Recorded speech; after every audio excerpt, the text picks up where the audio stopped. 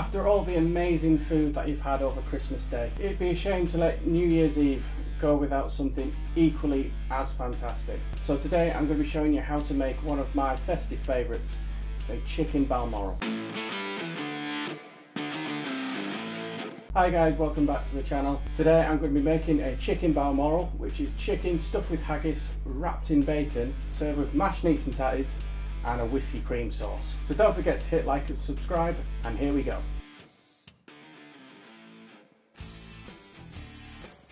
So to begin to prepare this dish, we're going to first stuff the chicken. So take your chicken breast, find the shortest edge, you've got a long edge and a shorter edge, and just slice that in half, not all the way, and just open it up.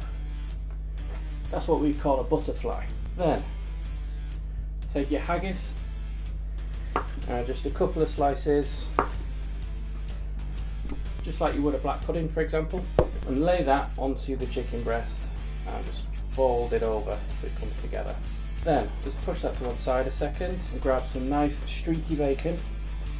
You're going to need 3 slices per breast, and just lay 2 vertically, 1 horizontally across the middle. Then with your chicken breast, find the top side and just turn it over so you've got the underneath exposed to you, and lay that right slap bang in the middle of this cross section, and then fold in the ends of your bacon, and what you'll end up with is a lovely little parcel. So I'm going to pop that onto a tray, and then to cook it, it'll take about 15 minutes in the oven at 200. Next, we're going to prep our garnish. So what I've got here is carrot, turnip and swede. So we're just going to peel the vegetables, and then slice them, swede and carrot. Fill the pan with water and bring that onto the boil. Exactly the same again for potato. Now you can cook these all together in one pan, but you'll see why I'm doing it separately a little bit later on.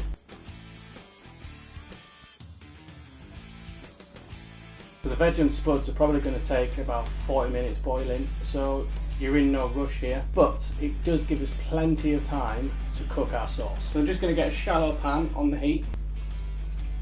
Good nice homemade chicken stock. If you're not sure how to make the chicken stock, I'll put the link to the video where I do that in my masterclass, somewhere around here I think. After a few minutes the cream and the stock will be at a light simmer, and it'll be just starting to reduce and intensify. What we're going to do is pour this back into our jug or whatever you've got, and into that pan a shot of whiskey, which we then need to burn off. Ooh. By doing that we're burning away the alcohol, so it doesn't have that horrid bitter taste to it when it goes in the sauce. Then I need you to stop now. Then pour that in with your cream, and all that's just going to infuse. So then with this still all in the same pan,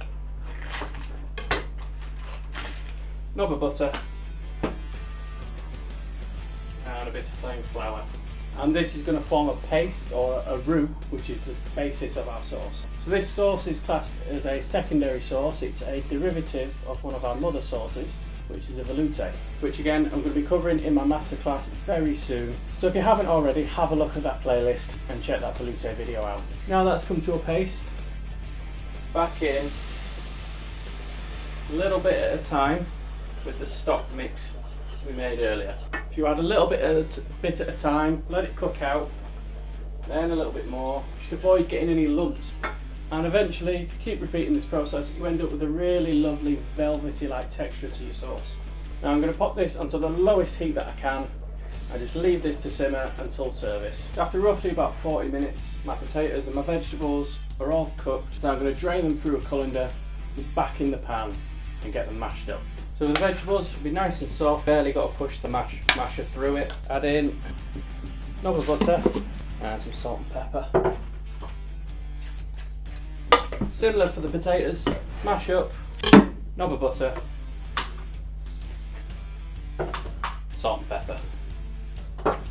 And just to round this plate off, I'm going to saute some kale, give that extra little bit of colour and vibrancy to the dish when I plate up. So some chopped kale into the pan with just a little bit of butter, some salt and pepper.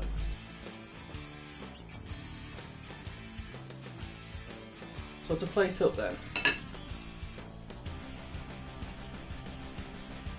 half fill the ring with some mashed potato, level that as best you can. Nice smooth surface, and then top this off carrots, swede and turnips.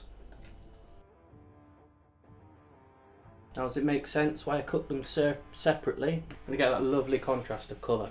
Make a bed of kale, remove the ring and just neatly lay your stuffed chicken on the kale, and just finish this off with your lovely whiskey sauce.